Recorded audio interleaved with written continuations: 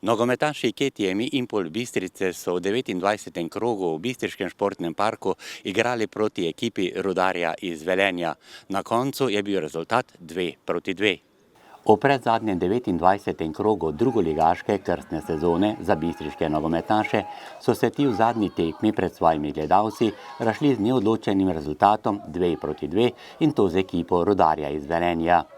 V deževnem in hladnem vremenu za ta letni čas sta akterja odigrala pravo prvenstveno tekmo, v kateri ni manjkalo zadetkov, neizkoriščenih priložnosti, kartonov in nenazadnje tudi razmočena travnata površina je dodala svoj delež.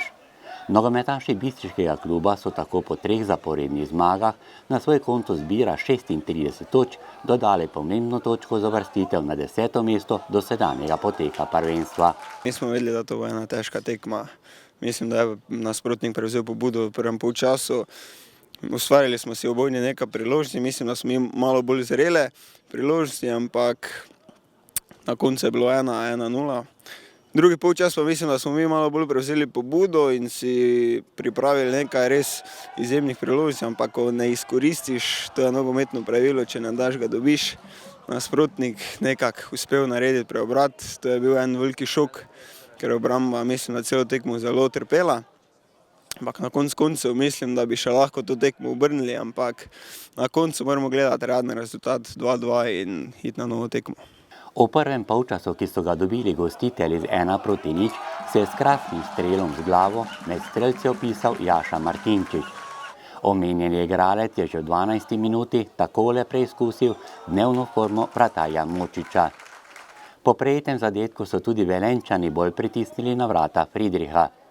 To je bil poizkus Biksa. Brkić je udaril v 25. minuti. Martinčiču je v tem poizkusu zaključku akcije zmanjkalo moči. Biks bi lahko izid poravnal 7 minut pred koncem polčasa.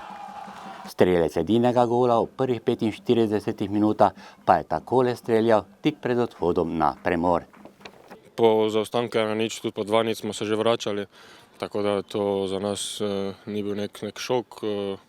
Šli smo v drug polčas igrati našo igro in vedeli smo, da z našo igro lahko se tudi vrnemo, lahko pridemo do polnega izkupička.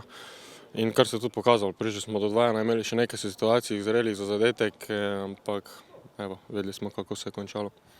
V drugem delu so številni gledalci, ki so bili skozi sezono zvesti 12. igralec domače ekipe, videli še 3 zadetke. Najprej je po hitri akciji gostov na 1:1 poravnal Sandro Jovanović in to v 72. minuti. V 80. minuti je sodnik Novarlič piskal 11-metrovko in to po prekršku Vidmara nad Jovanovićem. Pa ja, za eni lahko rečejo, je bila, drugi ni bila. Naj to presodijo gledalci, ampak sodnik je odpiskal in smo se mogli s tem sprijazniti nazaj. Ne moramo spremeniti nič in smo se mogli potem tudi pobrati in mislim, da smo se odlično. Iz 11 metrov je žogo v mrežo domačih pospravil Kosič za vodstvo 2:1. Knapi so v mesto Aluminija vodili vse do zadnje 90. minute rednega dela igre, ko je ponovno zablestel domači napadalec Ante Kuliš, to pa je bil že njegov 3. zadetek v zadnjih 2 tekmah. Pa sretan sam što sam uspio izjednačiti rezultat. Šteta, na kraju smo mogli zmagati tu utakmicu. Ja sam imao priložnost, ali šta je tu je neki realan možda rezultat je 2:2. Rudar je jako dobra ekipa i bilo je teško, teren je stvarno težak, tako da možemo biti zadovoljni sa bodom, ali ostaje taj žal što nismo uzeli sva 3 boda. V zadnjem 30. krogu pa bodo varovanci trenerja Stankovića igrali v Beltincih proti istoimenski ekipi.